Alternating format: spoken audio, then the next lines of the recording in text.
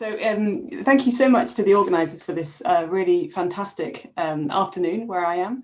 I'm really, really enjoying myself, and it's wonderful to hear these amazing talks. So in the next session that's about to start, the talks are going to be focused on dynamics and cognition. So I'm Beth Jefferies, and I'm co-chairing with Boris this session. And there are 4 talks coming up. They all look at different aspects of network dynamics, things like harmonics, oscillations, dynamic fingerprints. And we've also got a talk about multiple gradients near the top of the hierarchy in the anterior temporal lobe. So I'll just hand over to Boris to introduce the first talk. Yeah, thanks, Beth, for co-chairing this with me, and thanks, Casey and Debbie, for doing this terrific organization of the workshop. So it's really great. Thanks to all the speakers also for joining in. I hope this is going to be an interesting session. The first speaker is Katharina Glomb. She did her BSc in biology and an MSc in computational neuroscience in Berlin at the Humboldt University and at the BCCN, the Bernstein Center for Computational Neuroscience. She did her PhD with Gustavo Deco in Barcelona and is now a postdoc with Patrick Hagman, where she's working on establishing techniques to link structural and functional connectivity, leveraging MRI as well as EEG. And today we hear about network harmonics and the structure-function relationship in fast network dynamics. Thank you so much, Katharina. Looking forward to your talk. Hi, yeah, thank you to the organizers for giving me the opportunity to present our work here. And today I'm going to show you a little bit of our recent studies on network harmonics and the structure-function relationship, specifically for fast network dynamics. First of all, I've moved away from using the word network harmonics, and I try to stick to harmonic modes, but yeah, both of them will kind of come up, and just so you know, it's the same thing. I work mostly with EEG data these days in a multimodal setting, so we project the EEG data recorded on the scalp into the source space, so then we have brain activity in the actual brain space, so that we can also combine this with other modalities from MRI, specifically diffusion MRI, so white matter tracks, and our usual white matter connectivity graph. I emphasize this distinction between the underlying graph and the signal on the graph that evolves on the graph, because I will be talking about gradients, aka harmonic modes, in the context of graph signal processing and what you can do with those in graph signal processing. So again, there's a clear distinction. The signal, the EEG signal, evolves on the graph, which is obtained from MRI. And why is this important? It's because harmonic modes are Fourier basis functions in the same sense as sine and cosine waves are Fourier basis functions of the circle. So usually if you have a one-dimensional signal like a time series, but you can also think of a wave pattern in space, like on a string, a vibrating string, something like this, then you can decompose your signal into usual sine and cosine waves of different frequencies. And now your domain on which your signal involves is not a circle, not a regular domain, but it's a graph. It's structural connectivity graph in this case, and if you obtain the Fourier basis functions of this graph, you get harmonic modes, aka network harmonics. And what are harmonic modes or Fourier basis functions? Well, so they are building blocks obtained from the white matter graph, and these building blocks can be used to reconstruct the functional signal on the brain surface. So in this case, EEG signals. And that's what we did in this paper from last year. So what did we do there? We used harmonic modes for the tracking of fast network dynamics. What we used was EEG data from 19 subjects. Again, source projected to the gray matter, so this is actual brain activity. And these were healthy participants who were presented with images of faces, and they just had to detect this face and say if they saw a face or not. So we start with our ROI signals, where on the y-axis you have brain regions, and on the x-axis you have time, of course. At 0, the stimulus, so the faces are presented, and then you have your usual brain activity all over the brain in your different brain regions. And what we can do with harmonic modes is you can transform your activity, your Roy signals, into this harmonic modes or graph space, and then interpret this as a sort of network activity. So if you interpret your harmonic modes as networks, then this is how you can get at the network activity. It's just a matrix multiplication where so the SE with the hat here is your network activity, and all you do is you project your EEG activity, so your functional signal, onto your harmonic modes, which are obtained from structural connectivity. So here you have this multimodal aspect where you combine these two modalities. So this is the transformation into the graph spectral domain. And just to make it clear again, this is different from the usual Fourier transform, where we have a transformation from time to frequency domain. I am talking about a transformation from node to graph space. So on your x-axis, you still have time, you still have the same stimulus presentation and processing as before, but on your y-axis, you no longer have brain regions, but you have harmonic modes, or here it says network harmonics. So you have your networks. And yeah, as a little teaser, of course, you can do both at the same time. So what we did with this, we analyzed our visual evoked potential from the phase detection task. Here the blue line is just the average over all trials, over all subjects, and the gray lines are each single subject. And what we did was we transformed it from node to graph space, as I just explained, and what happens is you get this colorful thing. So as with the usual Fourier transform, because we have 68 brain regions, we also have 68 harmonic modes. They are also, like in a usual Fourier transform, ordered by frequency, in this case spatial or graph frequency, so not temporal frequency. And also another thing that should be pretty familiar is that the signal power is concentrated in the low frequencies. What we did next to make this whole thing more interpretable, because all we did now was to transform from one 68-dimensional space into another 68-dimensional space, is we applied a statistical test to get rid of the harmonic modes that did not change significantly from before the stimulus to after the stimulus presentation. And we ended up with a small number of these harmonic modes that were significantly activated by the stimulus and by the stimulus processing in a small number of time windows in which something like this occurred.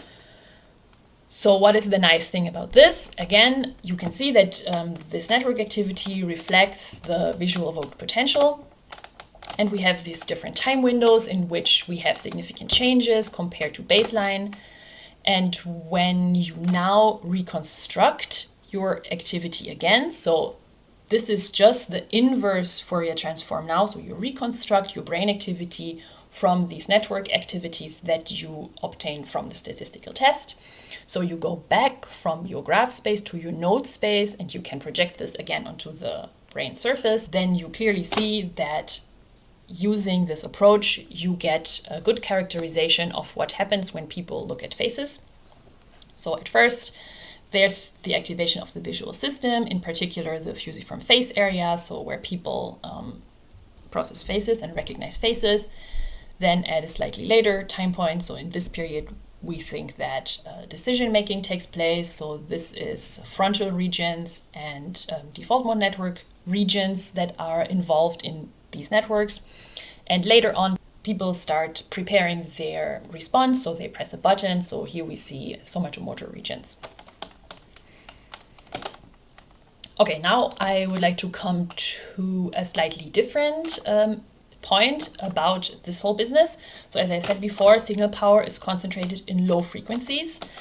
And why this is interesting is that in low frequencies, the patterns, so these building blocks that I showed before, these ones, they're smooth, as you can see. For example, the first one includes the entire brain. The second and third one just kind of divide the brain into two big chunks. So we interpret this as being more related to integration. While if you look at a higher order building block or harmonic mode, so the high frequencies, the high graph frequencies, they are less smooth. For example, here I'm just showing the last one, the 68th one, and you can see that clearly most of the brain is not even involved in this component, and you just have these two brain regions which are doing completely opposite things. So they're segregated from each other. So we interpret this as being related to segregation, segregated specialized processing. So now I want to talk about no longer this paper, but a new paper which is under review right now and which was a project led by Joan, this young man here. We hope that it's going to be published soon. So here I want to still talk about the same visual evoked potential. I'm going to compress it a bit in this slightly ugly way, just to show you a figure from his paper. So here we divided the harmonic mode spectrum into the high and the low frequencies, as I just explained, so related to integration and segregation. I'm just going to show a normalized version of that because then it's easier to see. So these two pictures are the same, except the curves are normalized to always have the same power. So you can clearly see these different periods of time where the high or the low frequencies are dominant. And again, this is related to the different processing stages of the visual evoked potential, which I also mentioned earlier. Namely, in the beginning, the initial visual stimulus processing, here you can see that the low frequency components, so the low spatial frequency components dominate. And the same happens later in the decision-making phase. And in the middle, you have the actual face detection, which is a very specialized task. So this is where the famous N170, for those who have heard of this, occurs. So people recognize the face. And this is specialized, so we have the high frequency components contributing more. And we interpret this as being highly integrative processes versus a highly segregated process, which involves the activation of just a small set of brain regions. So to summarize this, harmonic modes are a useful basis for representing source-projected EEG data. So maybe you've noticed that we have never computed functional connectivity at any point. So it's pretty simple. We can get around all these different connectivity measures, which are very problematic in EEG. The whole thing is multimodal. And by the way, it's also model driven because it assumes that the EEG signal evolves via diffusion through this underlying graph structure. And it's compact, interpretable, and statistically powerful because we're directly analyzing networks, so sets of regions and not single brain regions. And as I showed you in the end, these harmonic modes also reflect the hierarchical properties of the connectome. So there's this ordering from low to high frequencies, and this is how we can use them to also relate them to integration and segregation without ever computing functional connectivity. Okay, this is all the time I have today. I would like to thank you for listening, and I am now at the University of Tübingen, but all this work was done in my previous position at the CHUV and the UNIL in Lausanne with the Synergia Consortium on brain communication pathways in the connectomics lab of Patrick Hagmann. And yeah, I also want to say thanks, Hélène, for getting me into this whole harmonic modes and connectome harmonics business. And yeah, if you feel like discussing or have any more ideas, you can always send me an email at this address down here. Thank you. Thank you very much, Katharina. That was fantastic. So we have some time for one question or two. I may read like one of the questions from the chat. Just a clarification of which source imaging technique you use to estimate the source signals. Yes. Can you hear me? Yep. Because I can't see anything. My Zoom has been frozen for hours. I'm actually watching on Vimeo. But okay, so we used a bit of an obscure software toolbox called CarTool, and in this one, yeah, you can use the different styles of source reconstruction like Laura or Loretta or whatever, but we use Laura in this case. Does that answer the question? We've tried with Loretta, and the results are robust against this. Okay, great. I have like maybe one quick question because at one point you also showed this interaction between the order of the harmonics and the smoothness or the distributed nature of the components that you get. Mm-hmm. Is that something that one would naively expect from like any kind of decomposition technique to get such a result, or would you think this is explainable by, temporal autocorrelations, spatial autocorrelations of these signals?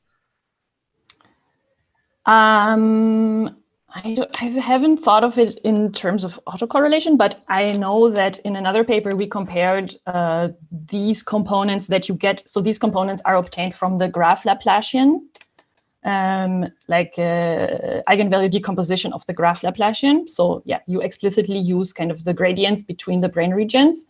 And we compared this to like PCA and eigenvalue decomposition of the functional connectivity matrix, and you do not get this ordering. So this ordering by smoothness is, by definition, it's part of this graph Laplacian approach. You get it from the eigenvalue decomposition, and it's really kind of the sum over the differences between the neighboring brain regions. So the higher you go, the higher order your gradient / harmonic mode / network harmonic is, the bigger the differences are that you allow between connected brain regions. And this is where you get more or less smooth, more or less global or local patterns. So yeah, it's specific to this kind of gradient approach, let's say. Okay. Yeah, cool. Thank you. I think we can, we'll go to the next speaker now, Yes. And then there will be some time for question and answers at the end of the session. Okay, so I'll introduce the next speaker, Keyvan Mahjoory. So Keyvan is a postdoc at the Max Planck Institute for Empirical Aesthetics in Frankfurt, and has a background working in EEG source localization and connectivity, and did a postdoc at the Institute for Biomagnetism and Biosignal Analysis. So we're delighted to listen to your talk now. Thanks very much. Hello, everyone. Thank you for joining into my talk. And a big thank you to organizers of this workshop for inviting me to be one of the speakers. My name is Keyvan Mahjoory. I'm a postdoc researcher at Max Planck Institute for Empirical Aesthetics. I will present results of our recent paper, The Frequency Gradients of Human Resting State Brain Oscillations Follows Cortical Hierarchies. So it has been shown that many structural and functional features of the cortex change gradually in an orderly manner across the cortex and form gradients. The most prominent gradients are in the posterior anterior axis. On the other hand, frequency of brain oscillations has been related to many functional features of brain activity and has been shown to be characteristic for each brain area, similar to many structural features. But it is rather unknown how the frequency of brain oscillations change in the cortex across brain areas. So we hypothesize that the spatial gradients of cortical features are associated with a similar gradient in a prominent feature of brain activity, the peak frequency of brain oscillations. And to test this hypothesis, we used public MEG data from mouse project. Data contains 5-minute resting state MEG data from 204 participants, together with MR images. Analysis details. We pre-processed the MEG data. From MR images, cortex surfaces were extracted to solve the forward model. Then we reconstructed the cortex level time series from MEG sensor time series. Cortex surface was parceled into 382 regions of interest, and then time series for each of those regions of interest were extracted. Roy time series were reshaped to 2-second epochs, and power spectrum was obtained. Then we applied dimensionality reduction over all power spectra to obtain one power spectrum per Roy and per participant. Then we identified peaks from that power spectrum. Here you see an example for power spectra of a ROI. So one OF component of power spectra was estimated and subtracted from the original spectrum. All peaks on the 1OF corrected spectrum were identified, and the peak with the largest amplitude was selected as the peak frequency. So that's our definition of peak frequency here. First, we were interested to see how peak frequency is distributed in the posterior-anterior axis. Here you see distribution of peak frequency as a function of the ROI's location along the y-axis of the coordinate system, or posterior to anterior direction. And each point represents the mean of peak frequency across participants for a certain ROI. So as you see, a clear gradual decrease of peak frequency from posterior to anterior is evident and supported by a significant correlation. So that was a pattern for the mean of peak frequency. Next, we wanted to analyze this pattern at the individual level. So for each individual, we computed the correlation between peak frequency values and y coordinates. So each point here shows that correlation value, and found a significant posterior to anterior gradient of peak frequency for 84% of participants. So this plot nicely shows consistency of peak frequency gradient, but also it shows variability of gradient between participants. To account for this variability and also assess the changes of peak frequency across the entire cortex, not only the y-axis, we applied a comprehensive statistical model using mixed effect modeling. So we model peak frequency as a function of ROI's location, or a detailed version of the equation where peak frequency is the response variable and the coordinates of the ROI's location x, y, z plus their two-way interactions are the independent variables. Here x is defined from left to right, y is the posterior anterior, and z is the inferior superior direction. And these s terms here are to account for variability in the slope of gradient across participants, or our random effects. And the term here is to account for the variability of peak frequency variability of offset of peak frequency between participants. Again, random effect. So this model found a significant gradient of peak frequency along the y direction and z direction and their interactions. Here you see, and here you see the fixed effects of the model, or the model's prediction of peak frequency gradients. So these results support the conclusion that peak frequency of brain oscillations decrease systematically in posterior to anterior direction.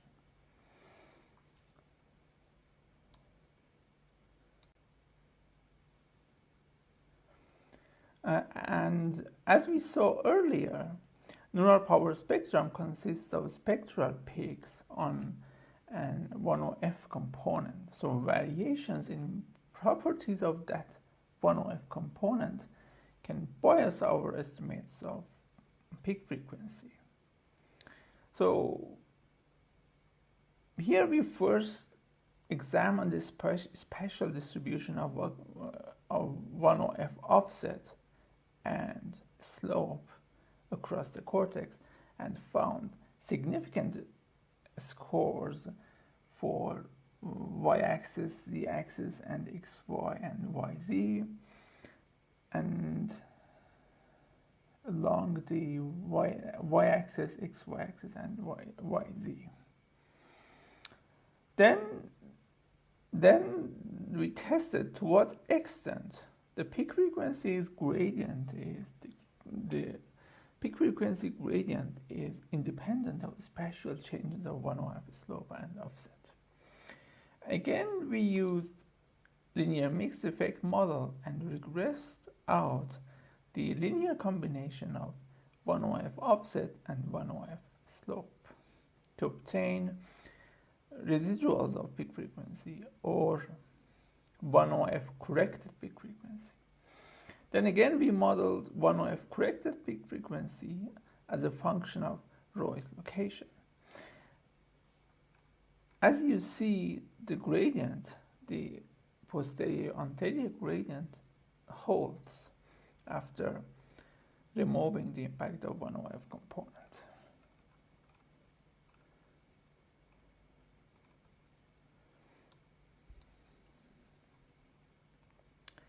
So the posterior-anterior peak frequency gradient is largely independent of observed gradient for 1OF components. Then we were interested to see if this peak frequency gradient follows cortical hierarchies as well or not. It has been shown that cortical thickness mirrors hierarchical organization of cortex and therefore can be used as a proxy for quantification of hierarchical level of brain areas. So we computed cortical thickness for all rows and all participants. Here you see the mean of cortical thickness that shows a significant gradient along the posterior anterior axis. Similar to previous analysis, again we used linear mixed effect model and found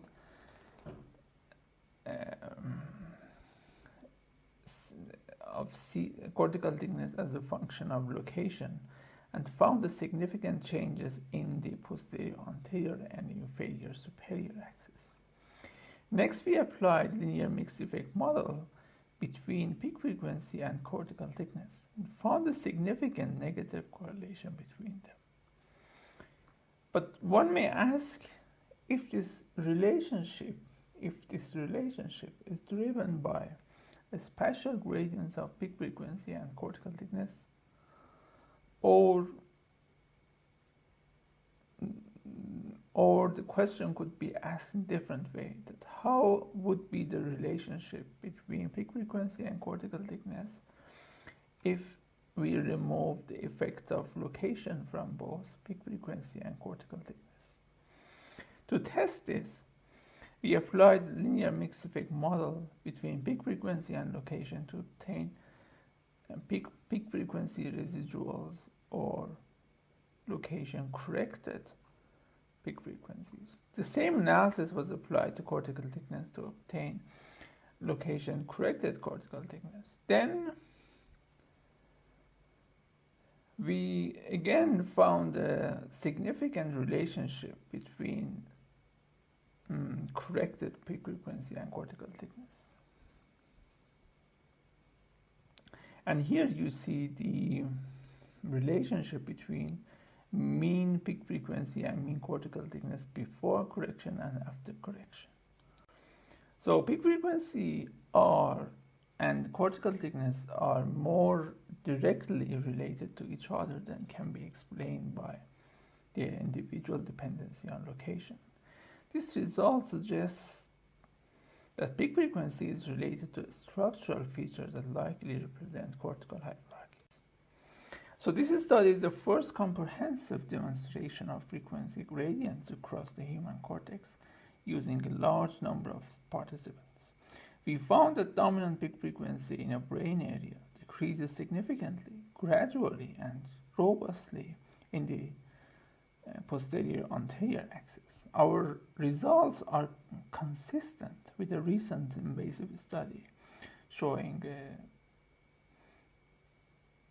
systematic decrease of peak frequency from posterior to anterior brain areas in ECOG recordings of epilepsy patients. And we showed for the first time that frequency gradients follow cortical thickness more closely than can be explained purely by spatial location. So I want to end by acknowledging the supervisor and the collaborators of this study.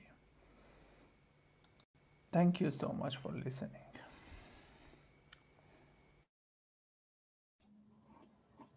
Thank you for that really wonderful talk. There are a couple of questions on the chat if we've got time. So the first one from Suzanne, thanks for the interesting talk. Would you expect a similar peak frequency gradient during task performance?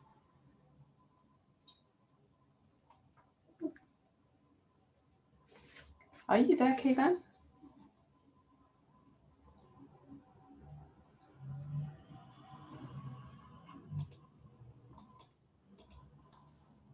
You might be muted. If Hi, you're do you hear me?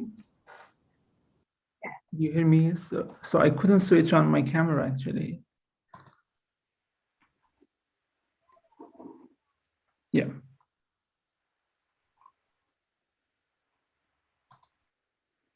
Yeah.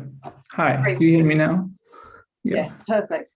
Yeah, so first I should apologize because this version of video, in this version, the mouse pointer was not saved. So it was difficult to follow. Then I had sent the newer version, but yeah, for some reason, the old one was playing. Yeah. So would you expect a similar peak frequency gradient during task performance? Have you looked at different cognitive contexts for this gradient? Pardon? I'm just reading the question from the chat from Suzanne, and she's asking if you'd expect a similar peak frequency gradient during task performance. Yeah, that's actually an interesting question. We wanted to test it on other data sets other than resting the state to see how the peak frequency gradients are. And that's something that we want to do. An interesting question, yeah. And also in aging, how it changes over aging. That's another interesting question. Yeah. Absolutely. Okay, so there's a few more questions in the chat. We probably haven't got time to cover all of them, but we could look at the next question from Makoto. So although it's interesting to detect a peak frequency from broadband signals, which are going from alpha frequency in your data, what would happen if you changed the frequency range, if you looked at delta, theta, beta, or gamma? Would the source map be the same or different? Especially alpha power would seem to change more dynamically in the visual cortex, consistent with your findings. Yes. So actually, we analyzed gamma band, delta band, also larger, broader band. But the problem is that our estimates of peak frequency is based on 1OF subtraction. And 1OF fit fails in some cases. For instance, when you go above 50 hertz or below 3 hertz, then the 1OF is not linear in log scale. So that was one reason 1OF fitting fails in some cases. So then peaks are not detected precisely. That was one thing. Another thing that in gamma band especially, peaks are noisier and challenging. It's really challenging to pick one peak over all peaks. And another thing maybe to mention is that we wanted to find peaks that are consistent or more consistent across participants. So we didn't find gamma or delta peaks more consistent across participants. And it was, again, challenging to find something systematic across participants or across brain areas at gamma or delta bands. Okay, that's great. Thank you very much. Oh, and there's a quick clarification. It's MEG data, wasn't it, that you were analyzing? Yeah, it was. Yeah, it was MEG. Yeah, fantastic. I'll pass on to Boris now for the next talk. Yeah, thanks. Thanks, Beth, and thanks for the great talk.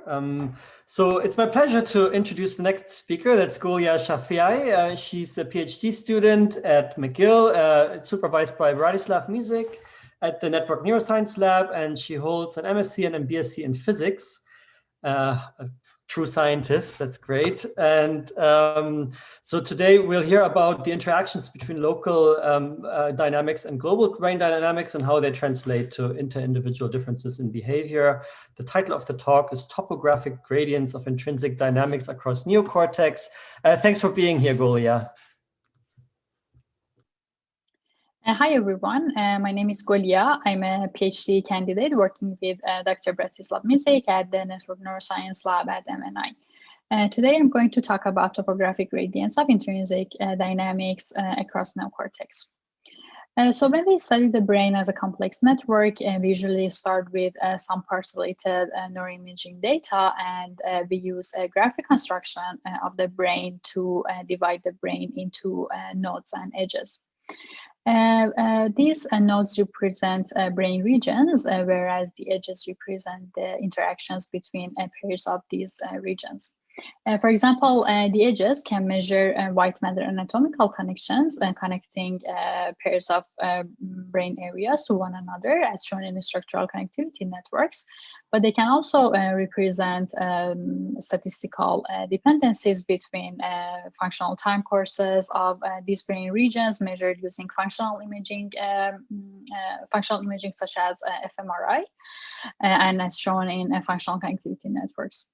Usually in this graph representation of the cortex, we assume that nodes are identical across the cortex, and usually we focus on the edges and what they represent.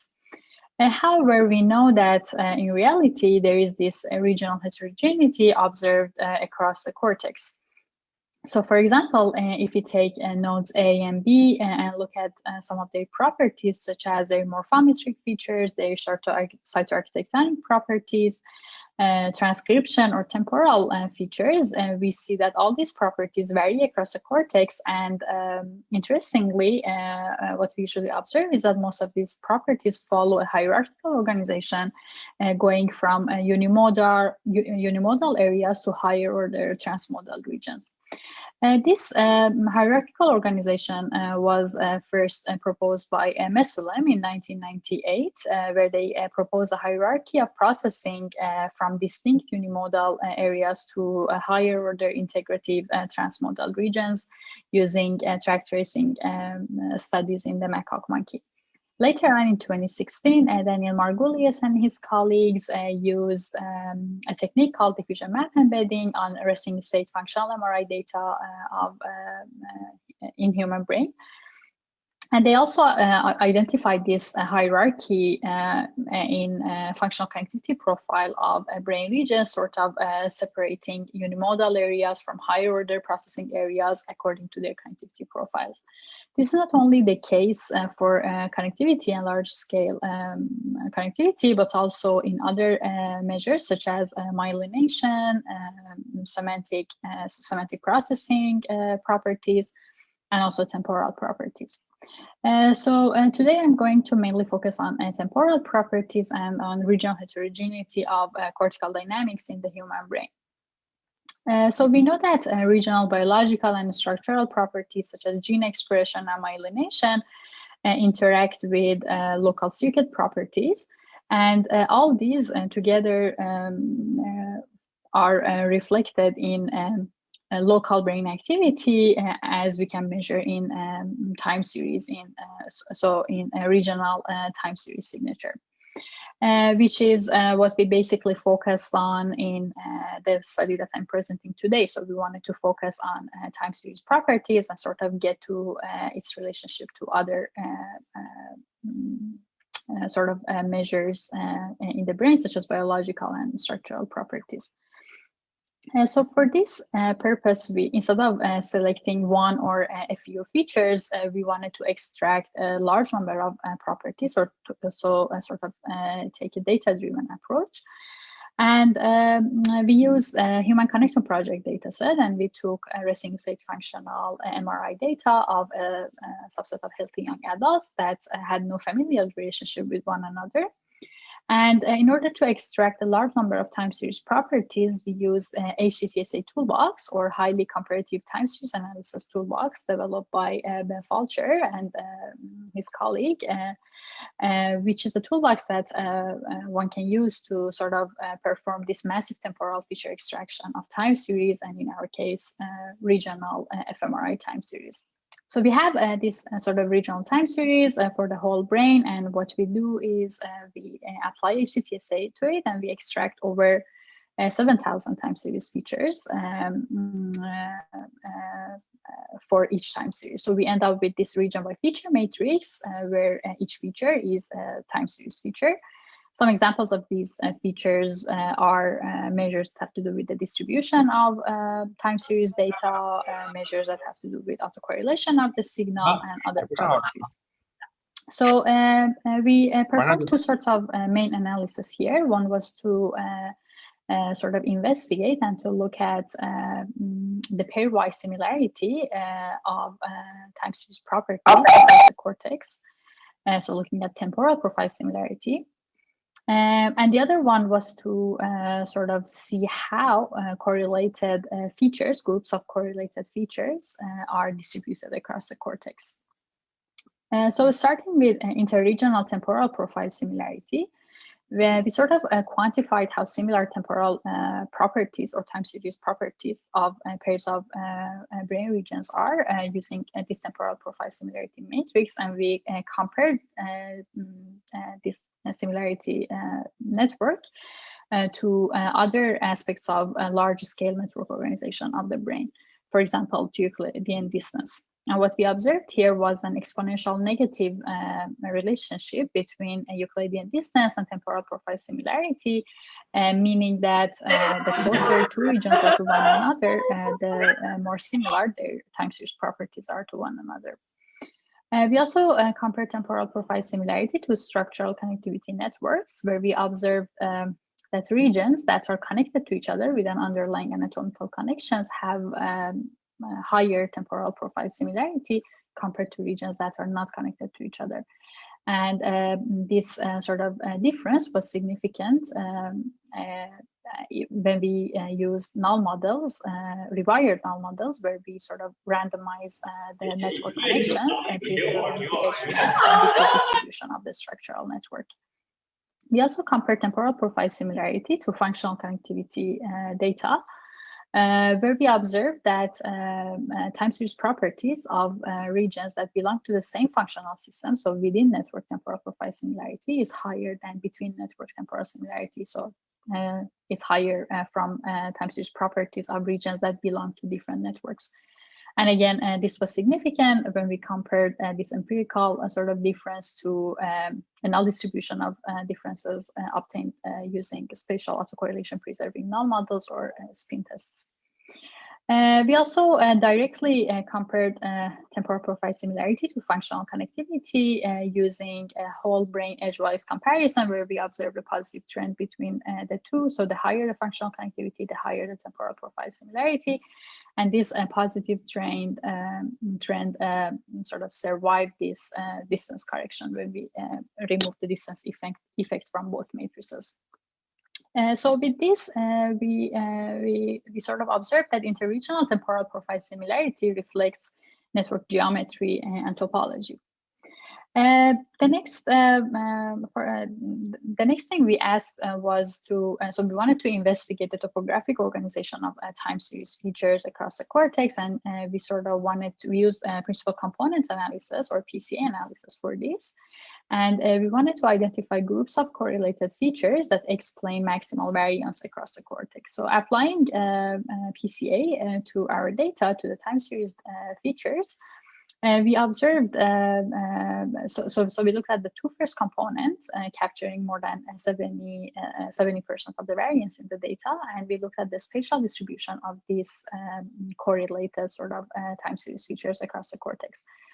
We saw that the pattern captured by PC1 sort of spans this posterior mediotemporal axis, whereas the pattern captured by PC2 represents, or it's like it displays this familiar sort of hierarchical organization we observed in the initial slides, going from lower order unimodal areas to higher order transmodal areas. We also wanted to know which features contribute the most to these spatial patterns. And for that, we looked at PC loading, so looking at the correlations between each feature, each time series feature, and the patterns captured by principal component analysis. And we ranked these loadings, and we sort of performed these significance, statistical significant analysis using spatial autocorrelation preserving nulls. And what we realized was that features that contribute the most to PC1 have to do with autocorrelation of the signal, whereas features that contribute the most to PC2 have to do with how time series data are distributed, so distribution of time series data points. Just to give some examples of what these features are, we can look at high loading features of, for example, PC1. And looking at lag1 autocorrelation and nonlinear autocorrelation, we see that these maps sort of closely follow the pattern captured by PC1. And if we take a region that has a high PC1 brain score, as shown in on the brain here with this purple point, and we look at its signal, its time series, and we see that it has a high autocorrelation, whereas if we take another region that has a low PC1 brain score and look at its signal as shown with this pink point and this pink signal, we see that it has a very low sort of autocorrelation. And for PC2, if we look at some high loading features such as keratosis and distributional entropy, we see that these patterns, these two example patterns, sort of negatively contribute to the pattern captured by PC2. And if we can focus on keratosis, for example, so keratosis is a measure of the spread of a distribution, or how the data is distributed around the mean, or a tailoredness of the distribution. So if we look at keratosis, and if we take a region from that has a low PC2 brain score, so it is a lower order sort of sensory area, as shown in this pink point here, for example. And if we look at this keratosis, we see that it has a pretty wide distribution, so it has a very high sort of keratosis. Whereas if we take another region that has a high PC2 brain score, so it is a higher order area, such as the one shown with this pink point here, we see that it has tighter distribution. So PC2, so for example, with PC2, looking at keratosis, we see that regions that are lower in the hierarchy sort of have this wider dynamic range, whereas areas that are higher in the hierarchy have this tighter dynamic range. We also, having seen this sort of hierarchical organization of intrinsic dynamics captured by PC1 and PC2, we wanted to compare these patterns to other measures of hierarchical organization across the human brain, such as principal component of gene expression, functional hierarchy, that comes from functional connectivity data, T1 weighted over T2 weighted ratio, which is a proxy measure for myelination, and also cortical thickness. So comparing these maps, we observed that there is a significant positive relationship between PC1 pattern and principal component of gene expression. However, a PC1 brain pattern wasn't correlated with other measures. But when we looked at PC2 as it sort of represents this like unimodal transmodal hierarchy, we see that it's significantly correlated with all these other measures. So PC1 mostly reflects the principal component of gene expression, whereas PC2 sort of recapitulates this unimodal transmodal hierarchy. So spatial variation in temporal dynamics sort of reflects this functional and microstructural hierarchical organization in the brain. We also compared the patterns captured by PCA with functional activation patterns. So we obtained these meta-analytical functional activation maps for 123 terms using a Neurosynth database. And we compared our PC patterns to Neurosynth maps. And we looked at, we sort of tried to identify the cognitive terms that their functional activation maps closely follows our PC patterns. What we observed here was that PC1 intrinsic dynamics sort of, so it mainly defines this cognitive affective axis separating measures such as attention from stress and fear, whereas PC2 pattern sort of defines this sensory cognitive axis separating measures such as perception and multisensory processing from sort of higher sort of cognitive measures such as cognitive control and memory retrieval. So spatial gradients of intrinsic dynamics support these distinct functional activations. So in summary, in this study, we saw that a dynamic fingerprint of regional brain activity is related to the macro scale network embedding.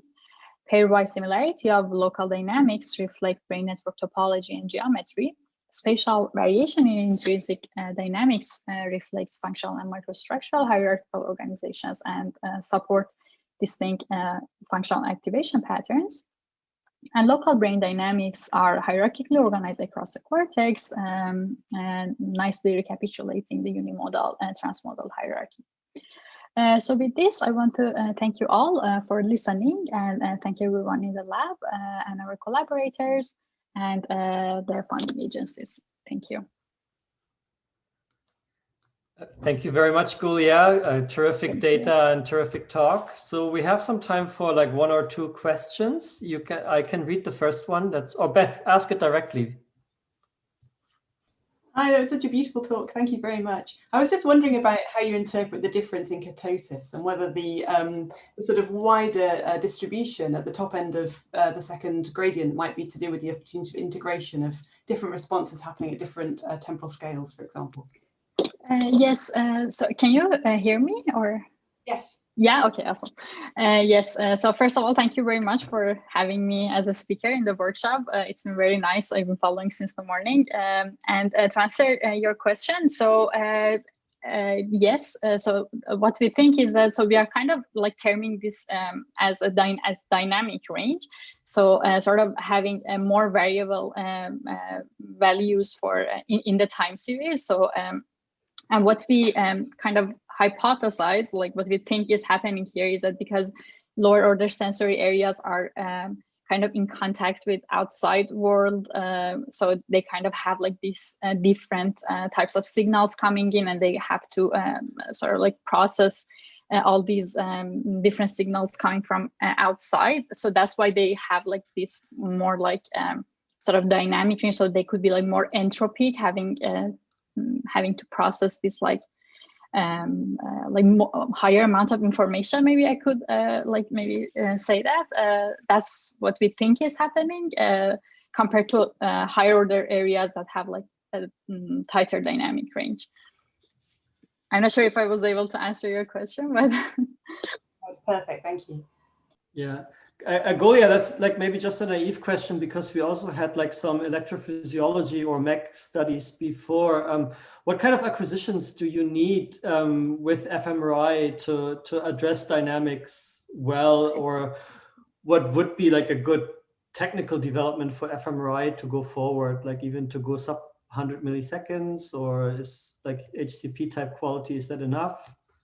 Right, that's a great question. So the nice thing about HCP is that it has a relatively high sampling rate, like a good temporal resolution compared to most of fMRI data sets. But as you said, it's like neuronal activity is happening in a much finer temporal resolution. So I don't really have like a solid answer right now. But what we are currently working on is we are using MEG data set from HCP and sort of trying to look at temporal measures from resting safe MEG signal and kind of compare it to what we get with fMRI because although the modalities are very different and the time resolution is very different between the two. So we would expect to probably get different time series properties, but as they are coming from the same underlying kind of system, so the data is produced by the same underlying system, we expect to have some correspondence and some overlap between the features. So I would say in order to probably get to a neuronal activity, higher resolution, so higher temporal resolution, so faster sampling rate would probably be better, because it would be closer to what is really going on with the neuronal activity. But to answer that question, I think it's like what we are currently working on is to looking at mixed signal and kind of trying to see if the features overlap with one another, or like which features have a higher overlap between the two modalities. Yeah, that's maybe like also like maybe a broader question for the discussion at the end, but you know, there's like a little bit of a disconnect between like these sensory fugal patterns that you often get with fMRI and then this more anterior posterior gradients that we saw, for example, in Keyvan's work. And I know like the modalities are different and the measures that are derived are different as well, but it would just be interesting to see what's kind of the, you know, mesolam sensory fugal versus anterior posterior hierarchy. Which one is the dominating gradient, so to speak? Exactly. Yeah. Interesting. So there's maybe like one more question from Sean. Sean, do you want to ask a question directly? You might be able to. Sure. Beautiful work. I just was interested in a little clarification on how you interpret the first principle component, because it was related to the temporal autocorrelation, but I was wondering, do larger values in the signal, so the areas that were shown in red, do they have a slower intrinsic timescale in the autocorrelation function? So thank you for that question. So what we observed was that most of the features that were contributing to PC1, they had to do with kind of lower order autocorrelation, so having a smaller time lag. So as for example, we also like looked directly at autocorrelation increasing the time lag, and we saw that autocorrelation is like kind of changing and going to it kind of shows this unimodal transmodal separation when we reach about 50 seconds of, not 50 seconds, like 15 time points time lag in if we measure the autocorrelation with 15 seconds with 15 time point time lag. So we get to this like unimodal transmodal hierarchy. So it's changing depending on the lag of autocorrelation. What I could say is looking at intrinsic time scales that people measure in, especially with MAKE data, we also see this like posterior kind of maybe like medial temporal separation, but they also are able to capture unimodal transmodal hierarchy in the same brain map. So they have this separation between unimodal transmodal, but they also, like if you look at the maps, it also kind of goes from this posterior to a more like medial temporal area. So it's like both PC1 and PC2 maps, but in one map, I would say. So it's like both gradients are captured. So definitely they are related, I would say, because intrinsic time scale can be measured using autocorrelation measured with different lags. So they are definitely related, but I would say what we got with our PC1 was lower order autocorrelation measures that were highly contributing to that, to like the pattern we got with PC1, but they are definitely related.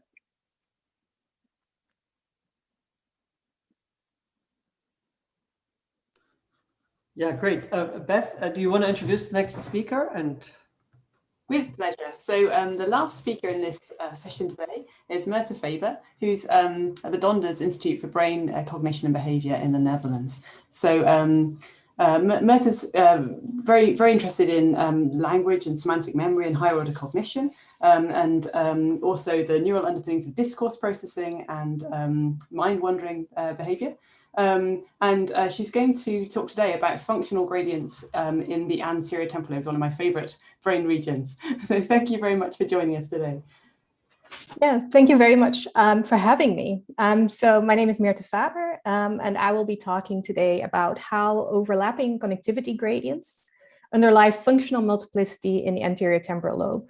And I would first like to point out that this work is not just my own, but was actually undertaken by a fantastic team of people at the Donders Institute, including Christian Beckman and Koen Haak as PIs, Isabella Chestik as the grad student, and Guillen Fernandez as a local collaborator.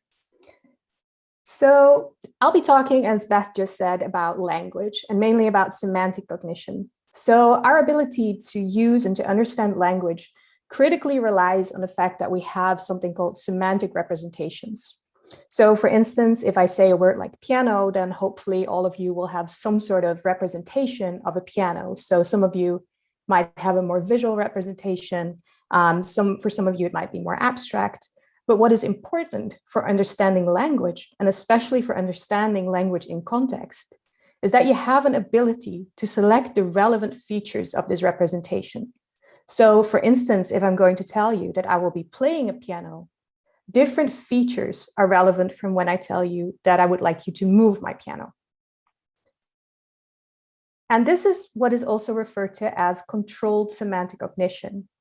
And we know that the anterior temporal lobe plays a critical role in binding these features into coherent concepts and in selecting those relevant features for the context at hand. So that anterior temporal lobe is thought to serve as a so-called transmodal hub that is connected with these modality-specific spokes. So for instance, we know that the anterior temporal lobe displays connectivity with visual cortex, with somatosensory cortex, and so on.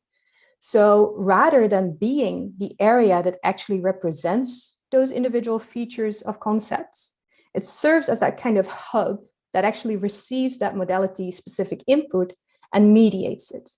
And for this, it also needs to be integrated in a network of semantic control regions, which is represented by its connectivity with, for instance, frontal and parietal control regions.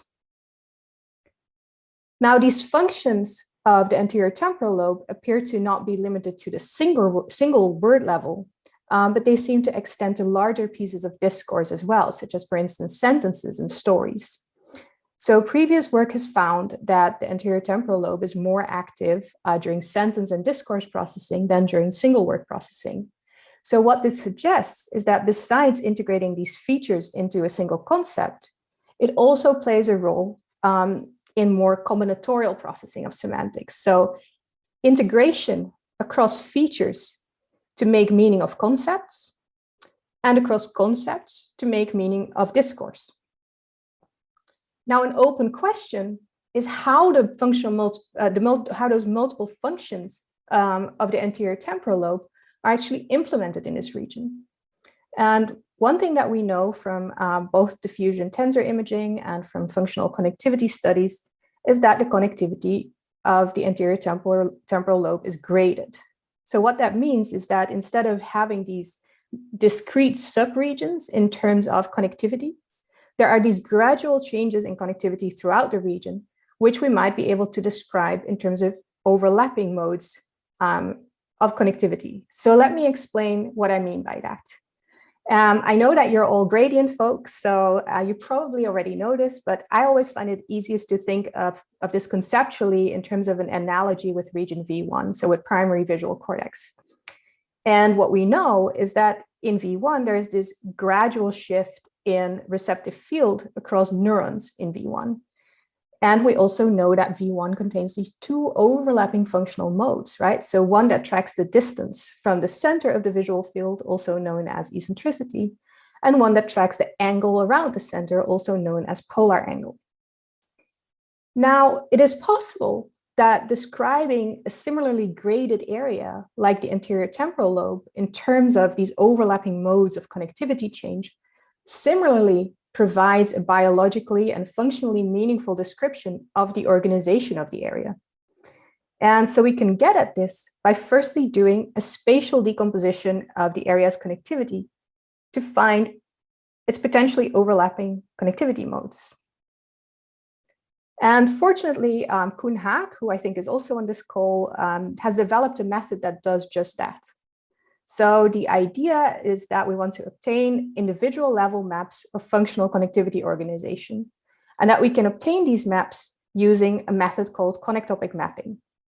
So the idea is that first, for a region of interest, so in our case, we're interested in the anterior temporal lobe, you build a similarity matrix of the vertex-wise resting state connectivity with the rest of the brain, which is then submitted to a manifold learning algorithm called Laplacian eigenmaps. And I'm pretty sure you already heard about that today. For those of you who haven't, the easiest way to conceptualize this or to think of it basically is as a nonlinear alternative to, for instance, principal component analysis. So it is a data-driven way of disentangling the dominant modes of connectivity change, basically doing that spatial decomposition that I showed on the previous slide. So the output of this procedure are individual maps of connectivity change. And importantly, we can summarize these maps in terms of their spatial layout using a spatial statistics approach called trend surface modeling. And what that does is that it fits a number of polynomial basis functions to describe that map on the individual level. And these parameters of those polynomial basis functions can be used to test for functionally relevant relationships with behavior. And in this case, we applied the connectopic mapping approach to the Human Connectome project dataset, from which we use resting state data for 766 participants to derive for each individual the first two dominant modes of functional connectivity change. And we then summarize the spatial layout of each of these, of each individual's anterior temporal lobe connectivity profiles in a few spatial summary parameters. And we then tested whether these at the individual level are predictive of behavior. And fortunately for us, there are two tasks in the Human Connectome project dataset that are actually relevant for that validation here. Namely, we have a picture vocabulary task, and there's a story comprehension task.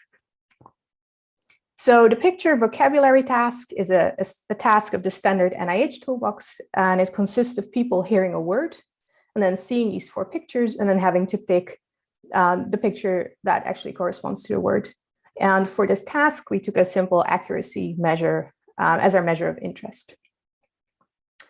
There's also a story comprehension task, which is part of the binder task. And it consists of people listening to brief stories and then answering a two alternative forced choice question about the story. So in this case, for instance, whether the story is about revenge or about reciprocity. And we take a measure that accounts for the speed and the accuracy with which people answer these questions as our measure of interest. And what we find is that those first two dominant modes are organized such that the first mode goes from superior to inferior. We see a second one that goes from anterior to posterior. Now, as I explained, we can use that set of polynomial basis functions. We can fit those to each individual's map to describe them in a small number of parameters. And here we do that on the surface. And we can use these to look at behavioral associations.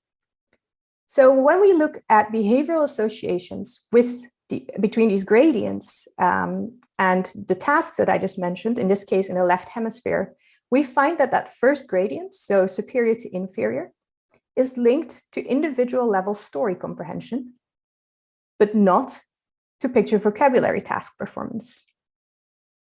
Now, in contrast, that second gradient, so anterior to posterior, is related to performance on the picture vocabulary task, but you probably guessed it, not to the story comprehension task.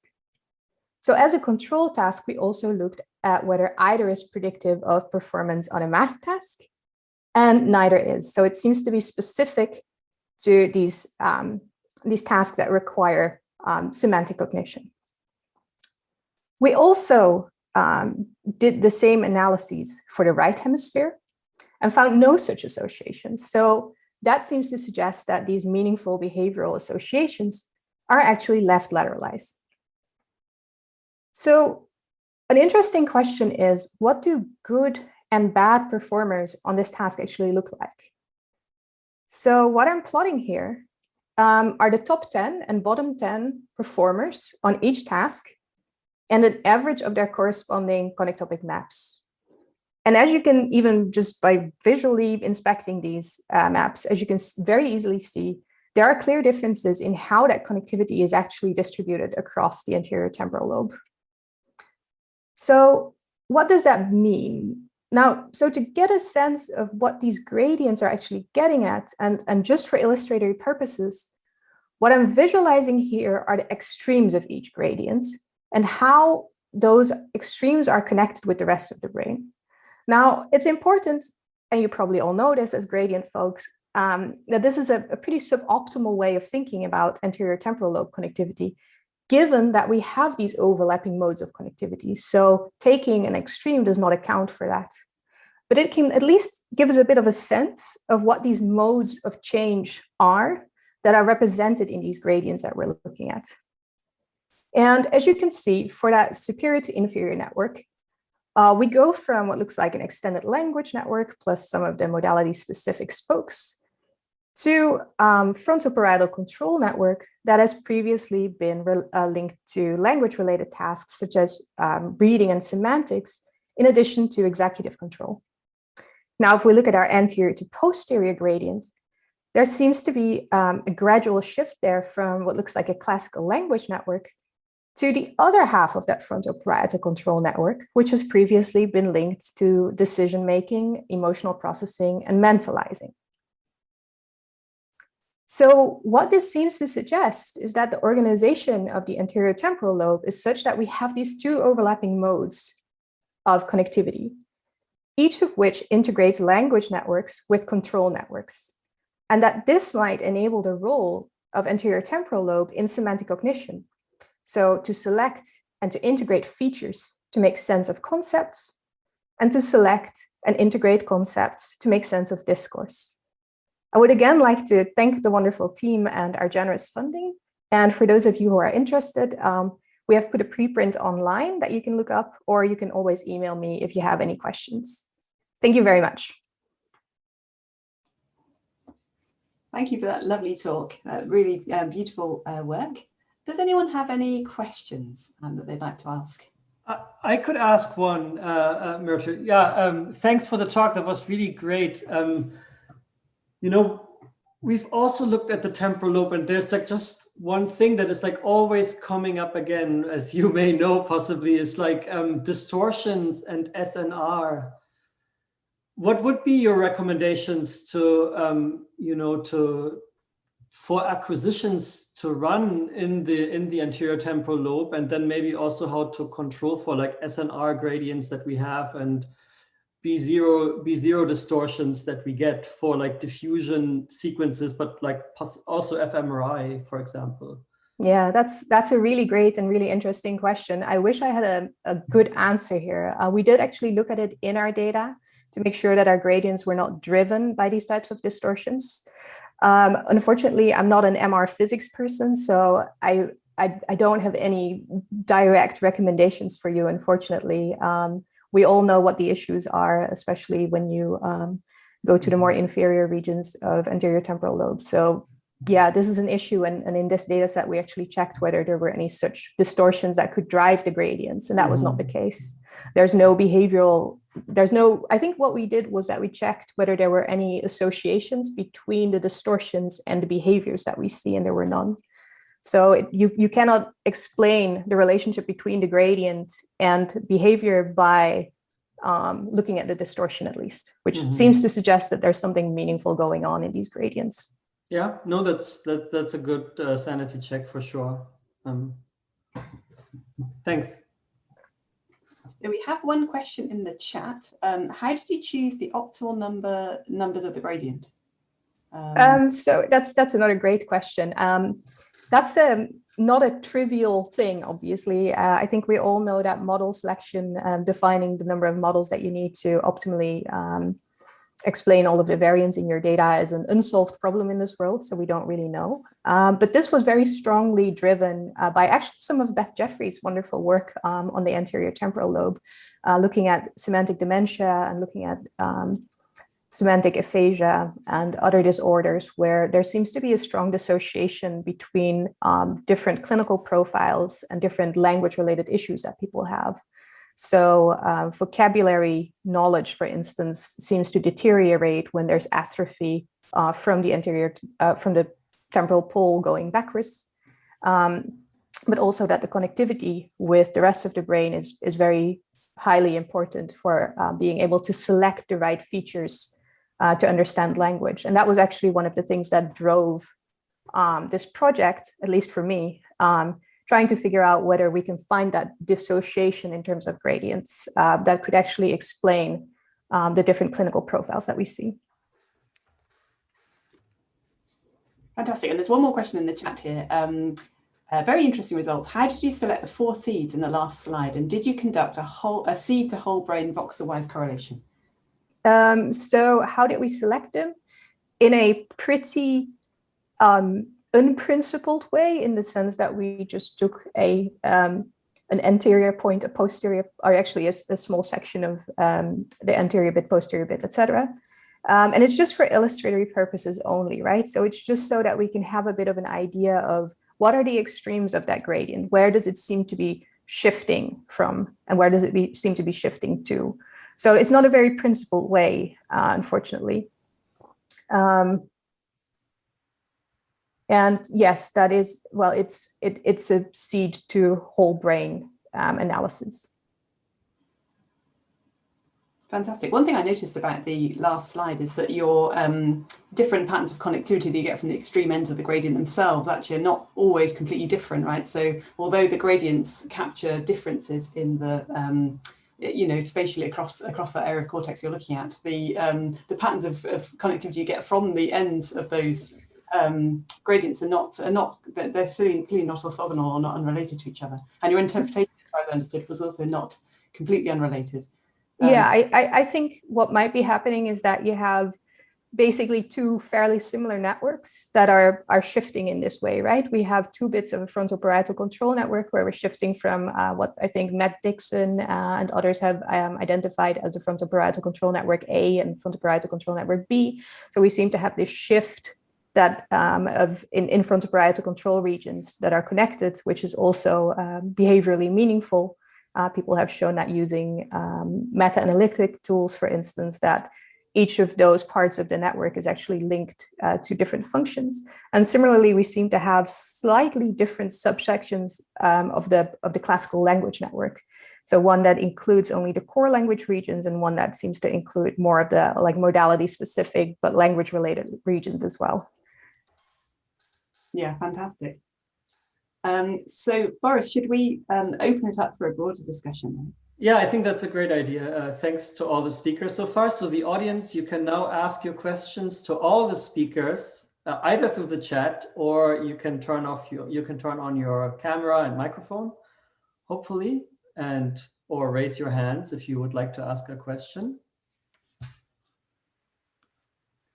Maybe while we wait for people starting to ask questions, I have one that's maybe to Myrthe obviously also, but maybe to all the speakers is how should we if we can obviously do analysis at the group level, so take a mean connectome or but how should we go about studying gradients at the individual subject level, and what's the issues there? Do we need to align the different decompositions that we get from different subjects, or should we rather have other strategies? There's this joint embedding approach from Ting Xu, for example, developed Procrustes alignments or no alignment at all. What is the general sense of how far do we have to align the different subjects, and how little do we have to align the different subjects? Because I think for BBM, it's a similar issue, for example, when you want to find group differences versus group level variability, that sometimes the alignment can also create something that is maybe too rigid. So any sense here? What's your recommendations? So I'll start just because I just gave the last talk, and you might still remember what I'm referring to when I'm talking about transsurface modeling, right? So the approach that we take is one where we use a spatial statistics approach to quantify the organization of these gradients. So you have a set of polynomial basis functions, and you can use those to basically describe what the landscape looks like, right? So this is something that comes from geostatistics, for those of you who are not familiar with it. And people use it to, for instance, describe mountains, or you could describe like the moon surface with it, right? So you can use it to describe a crater, for instance.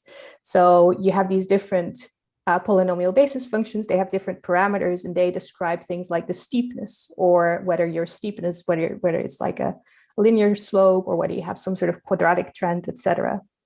The benefit of doing that is that you have a set of parameters at the individual level. What is a bit difficult is how to interpret them directly and how to make direct comparisons across participants.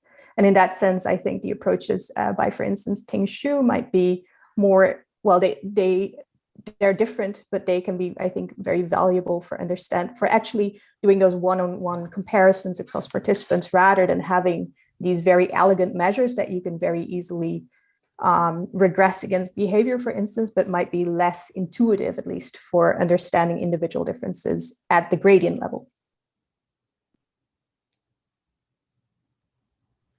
Thank you. Some of the other panelists want to...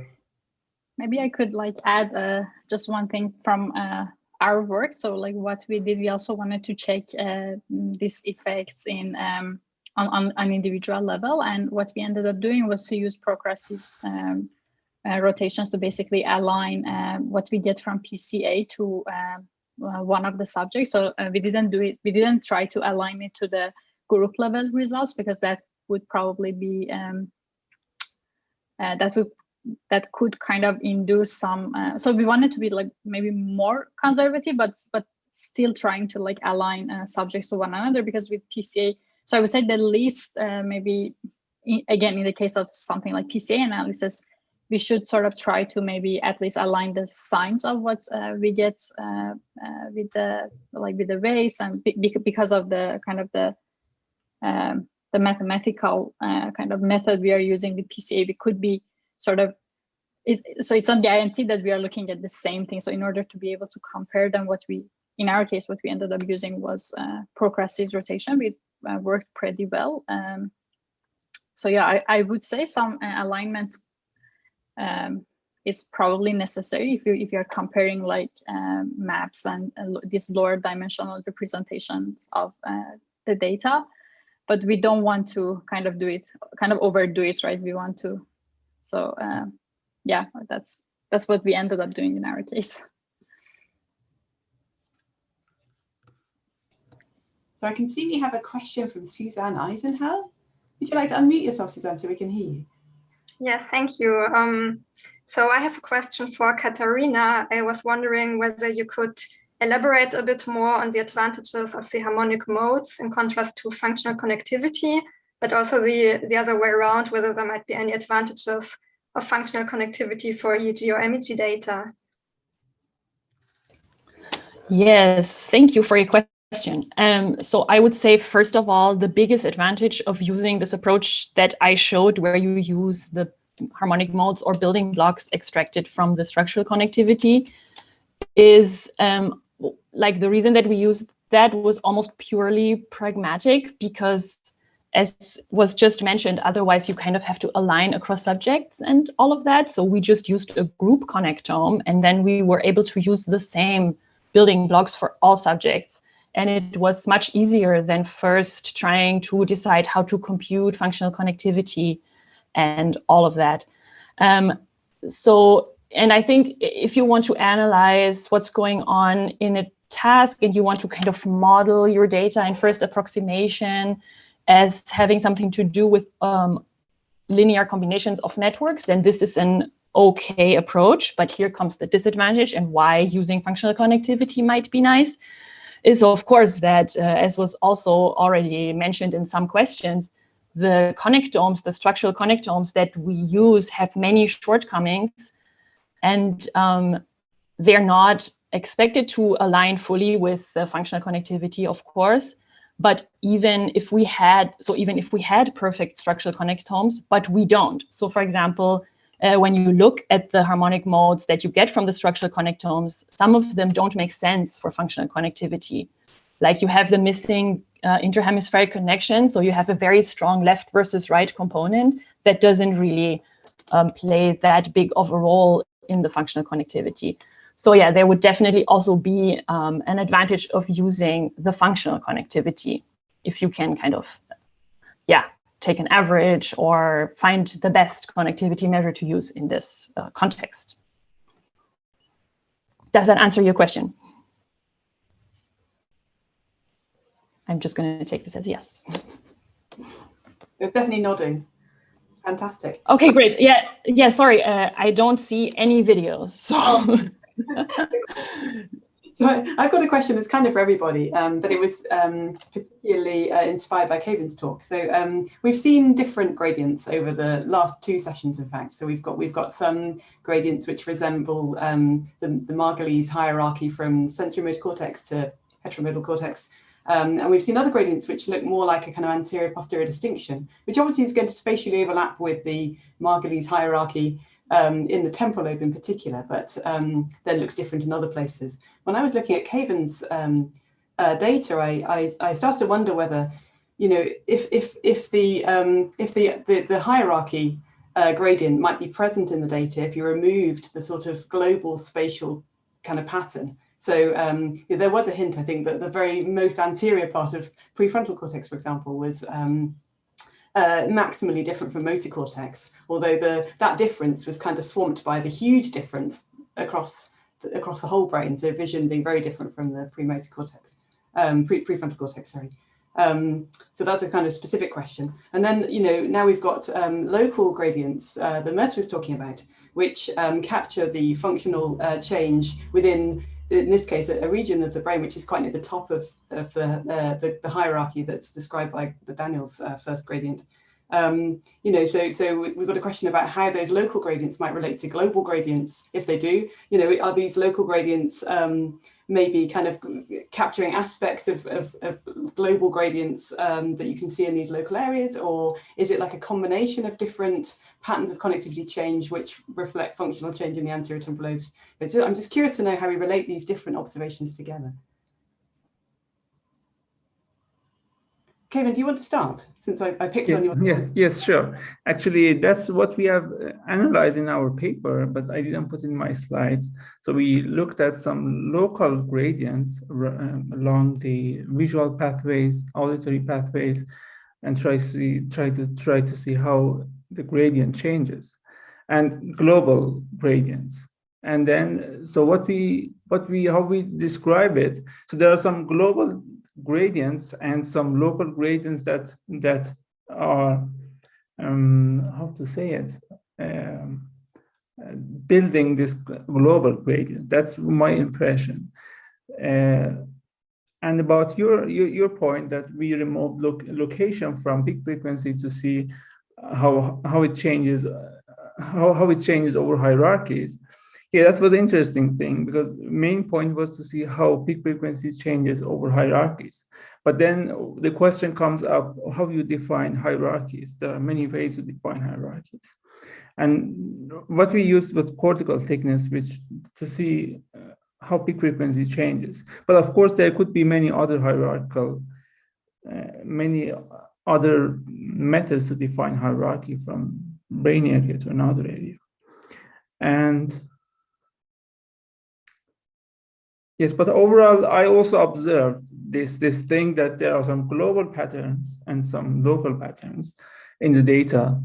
But I think for global patterns, ideas mostly come from structural analysis. Because from structural analysis, we know some gradients. But for local, I think they should be maybe more functional, specific gradients. Yeah. I hope this adds something. Fascinating. Anyone else want to chip in? I think there's... yeah, sorry. No, please. Continue. Chip in first, yeah. Well, maybe you want to finish your thought first. No, I would have gone to like a different question, actually. So please chip in. Oh, okay. Yeah, okay, great. So, so I want to say that definitely there are many gradients. And this question of hierarchy, I would say we've heard about kind of spatial hierarchy in different ways, also functional hierarchy, and also this temporal / frequency hierarchy. And I think there's definitely a relationship between all of these, as it has also been mentioned that as you progress through the hierarchies, through the functional hierarchy, you get different time scales. And we also know, for example, that if you have low frequency oscillations, they tend to be more global spatially. So my kind of not very informative answer is that I think that these gradients all exist at the same time, and it has to do with this multiple functionality thing that was presented at the end. Like each brain region has many different functions on different temporal and spatial scales. So for example, if you would look at something like this, is one result that we got from where we looked at functional connectivity of fMRI at a very high resolution. And if you look, for example, at a hand area, like a somatotopic hand area, then in the first two gradients, you can see it fully integrated in the somatomotor network. So it's really embedded in this global gradient. And what this means is that then the functional connectivity of this hand area is on this scale, from this point of view of this first or second gradient, the functional connectivity is very similar across the entire somatosensory network. And it's in opposition to like the visual network, let's say. But as you go to higher order gradients, you can see that the hand area can kind of disconnect, let's say, from other areas. And in one of the gradients, we saw an amazing opposition between the left and the right hand areas, where they were at opposite ends of a gradient that was spatially much more local.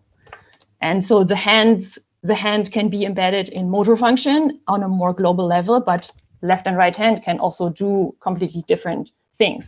So yeah, I think this really integrates kind of all of the talks that we heard. So yeah, I'm a big fan of this topic. Yeah, I'll add a very brief note to that, which is, I mean, I just explained all of this, right? So how in my local gradients that, as Beth just suggested, are at the top of Daniel's hierarchy, basically. What you see are these shifts from these modality-specific regions to these heteromodal control regions, right? So you see that same kind of shift even at the connectivity of a local, like even at the local connectivity level, which might be a canonical motive in the brain, right? All of these like gradients, or many of these gradients at least, seem to have such an opposition, which I think might be beneficial, as I suggested in my talk, for exactly the integration of information. Thank you very much. I can see that Casey's got her hand up. Do you want to chip in, Casey? Yes, I had a question, if that's okay. It's kind of a general question because you all use quite different techniques, I found, which is really nice and complementary part of this session. So maybe that will come into this question of, do you think that information flows along the gradients that you've shown? And maybe that's both theory driven, like what you believe these gradients are showing, and also maybe whether the technique you use is sensitive to information flow. Anyone can go for it. It's very general. What a great question. Who's brave enough to answer first? So maybe I could like very briefly just answer that question. So that's a great question, actually. For example, in our case, we didn't really directly look at it, but in our lab, our postdoc Myrthe, they have like a paper where they look at communication patterns, and they try to kind of see if the communication patterns following shortest paths, do they follow unimodal, transmodal hierarchies? And the answer is probably yes, to some extent. So it's kind of like if you follow a signal from a source to a target signal, what happens is usually they sort of, depending on, of course, like the start and the source and the where the signal is going, basically. But mainly, there is also this component that's like kind of following the hierarchy. So if you are in a lower order area, you are probably, like as a signal, you are probably going to stay around the same area. But then if you are going to go to another level of processing, you would probably follow the hierarchy. So maybe that's something kind of to think about. Maybe it could answer your question a bit. But that's what they've sort of seen. So looking at functional hierarchies and comparing it to structural sort of connectivity and pathways in structural connectivity. Anyone else want to give it a go? Or Boris or Beth, what are your 2 cents? I guess in Katharina's talk, there was a sense of the progression of processing types, which makes sense in a hierarchy, sort of proceeding in a particular sequence, right? Did I interpret that correctly? You mean because I showed how the different combinations of harmonic modes were activated along the course of the processing of the stimulus? Or what, yes. What did you mean? Yeah. Sorry, there's a lot of nodding and we forget to say it out loud. Okay, yeah, sorry. I would say that that's a different question from if the information flows along the gradients. Because that would be maybe more like how they are, how the information flows between the different gradients, what does it even mean when I say that they activate at the same time, or they overlap, or there's a linear combination of them? I mean, I can't answer that question. But we wanted to actually include something about information flow in our other paper about the fMRI, because I think it makes a lot of sense to speculate that when you have these gradients and you have a gradient from visual system to somatomotor system, then you're tempted to kind of do this perception to action process. But we haven't explicitly shown it, but I'm going to be brave and say I believe in this, and I think that we should show it more explicitly. Maybe just a quick comment on this is as you know, none of the methods is perfect, right? And mapping something like information flow is possibly quite complicated to do. But you remember maybe from Sukjun's beautiful talk in the first session, at least this convergence between the primary Magoulian gradient and the stepwise connectivity as being it's like resting state fMRI, it's static connectivity, so it has to be taken with a grain of salt. But obviously there's at least this convergence between the steps in connectivity space and the principal gradient. And then there's also this work from Boyoung Park, where he basically used hidden Markov models as being something that gets a little bit closer to dynamics, and then correlating the patterns of the functional transitions at the group level, so not single subject, but group level, with these diffusion gradients. And at least there is some association, at least between the structurally determined hierarchies and the way that the functional signals change. But as you also know, it becomes a little bit more challenging when you go towards higher order areas, because then maybe things become more parallelized, and it's not so serially determined by a hierarchical model of cortical organization, because there's just something different happens. And I don't know whether we have a good way to, at this point, really establish the communication flow that happens in the DMN, for example. But I think work that you presented, really good question, is important for this. Yeah. So. Yeah, I think that we all share this common theme that we're very good at predicting this centrifugal, sensory transmodal flow. But it just makes me wonder more and more about what's happening in the association cortex, where it isn't so easy to explain it by these. Well, I only really believe in the centrifugal hierarchy, I guess, in terms of what's a hierarchy.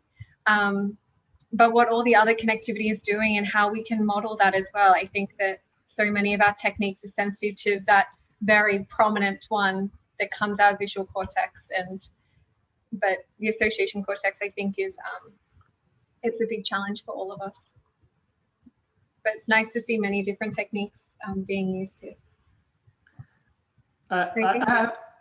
Cool. I have maybe one question, because I think Casey's question was would have been a nice broad wrap-up question, but we still have 5 minutes on the clock, so I'll ask just something on pre-processing and data preparation. And obviously there's no general answer to this, but just to get a general sense, And how far is the solution that you get from like these gradient, connectome level decompositions somehow depending on what we do initially to the data in terms of spatial alignment?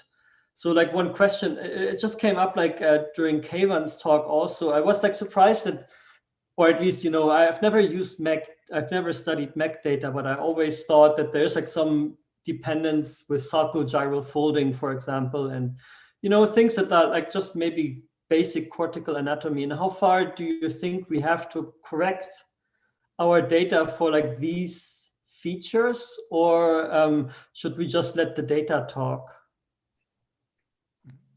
So I think in case of MEG or EEG source constructed data, this preprocessing becomes even more important, because on source constructed data, there could be frequency leakage. For instance, you can imagine one source in the posterior visual area, another source on frontal area. Then their interaction could create some spurious gradients.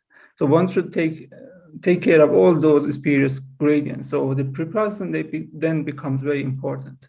And another thing is that we in our analysis, we looked at peak frequency and we checked gradients, linear gradients, which is defined by slope and offset. So any factor that could change a slope or factor then would be an artifact to our gradient.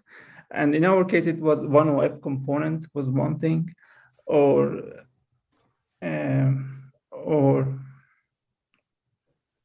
and any changes in 1OF component or its properties could change our gradient. And then what we will get out of our analysis would be a clear gradient, but that's actually artifact. So I think that's very important point to be careful when one applies gradient-based analysis. But another thing could be about gradients that are not linear.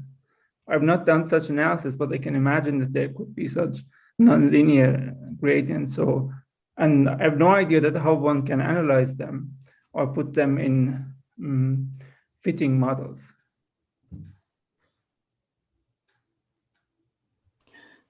So I would say when you use graph Laplacian, that's nonlinear at some point because of the way that you prepare your graph Laplacian. And I fully agree with what you just said, that the preprocessing is very important with MEG and EEG. So I would say there we have to take care to relate gradients to behavior if possible. So that is always very strong support, I would say. And yeah, I would even add on top of that the way that you obtain the gradient also has some parameters, like the number of nearest neighbors that you consider or stuff like that. As before, we also had this question about how to set the parameters in the diffusion embedding. So we also found, playing around with this a bit, that the first few gradients are quite robust. But then when you get to higher order ones, which are more interesting, which is the challenge of the association cortex, then it becomes extremely fishy, let's say. So yeah, a lot of optimization to do. Yeah. And I think another thing could be to look at individual level, to see how they look at individual level, then go to group level. And in our model, we use linear mixed effect model, which combines both group and individual level. And I think it helped a lot, at least in our work. Yeah, I think Katharina already made the point that I wanted to make, but from an fMRI perspective. So with fMRI, you obviously have a degree of spatial smoothing, right? So if you smooth your data enough, you'll always end up with some sort of gradients, basically. In our study, we used very minimal spatial smoothing we used a minimal processing pipeline from the Glasser paper that I think most people who use resting state data will be familiar with. And what Katharina just already suggested is that I think the most valuable step here is actually the validation against behavior, like we did here, which was, as I explained earlier, a theoretically driven decision, trying to disentangle these distinct aspects of semantic cognition and actually trying to see if you can capture these meaningful differences at an individual level. And I think that that's a very important step in understanding those gradual patterns of organization. Yeah, I think that was like a great session and a great discussion. So I would like to thank all the panelists for the excellent talks and the really thought-provoking points that they made. And I would like to thank my co-chair, Beth, for doing this. And I'll pass over to Casey, I guess. Yeah, thank you. I really enjoyed that session. And thank you so much, Boris and Beth, for handling everything into all our speakers. So in the next minute, I want to quickly give you the answers to the trivia. So let's do this. We've been running this workshop for 2 years. Okay, my PowerPoint's warming up. Give it a second. Here we go. To get a gradient, you do some type of dimensionality reduction on a covariance matrix. So dimensionality reduction, PCA, diffusion map embedding, happy with all those answers. From sensation to cognition is Marcel Meslem's opus, in my opinion. Brodmann had his habilitation thesis rejected by the University of Berlin. There's a really funny, well, it's not funny, but there's a story about the anonymity between Paul Flessig and Oscar Fott. Read some papers by Carl Zillis on this, it's fascinating. Francis Gall, who many of you possibly know in relation to phrenology, in his day he called it organology, and he went on big tours of Europe promoting it. And the Fotts were the ones who said that the borders between areas are sharp as a hair. I would have taken either of them because, I think that anything that came from one of them, they're probably both talking about. So I'm going to jump to the last ones here, the multiple choice. The ends of the dual origins are olfactory cortex and hippocampus. So we just had olfactory there. The platypus does not have a corpus callosum. Out of all the mammals, the ones that don't have a corpus callosum are the monotremes and also many marsupials as well. So if you notice that there was only one monotreme in there, you would have got a point. Good biology. Okay, and then last one of that section was the natural coordinate system of the CNS was based on development. So it's based on the ontogeny of the brain and where the positions are at the level of the neural plate. Okay, so this one was, I think, the most commonly correct answer. A lot of people just wrote Daniel 2016. So I think everyone knew that that was the Margulian gradient. Then this one, I think only one person got. It's Bailey and von Bonner, 1951, the isocortex of man. I think it's one of my favorite neuroanatomy books. I have a signed version at home. But okay, then our last one. Oh, wait. I'm not going to show that one. So can you guys remember there was a white picture with, it was black and white and it showed some gradients. Who did the quiz and knew the answer to this?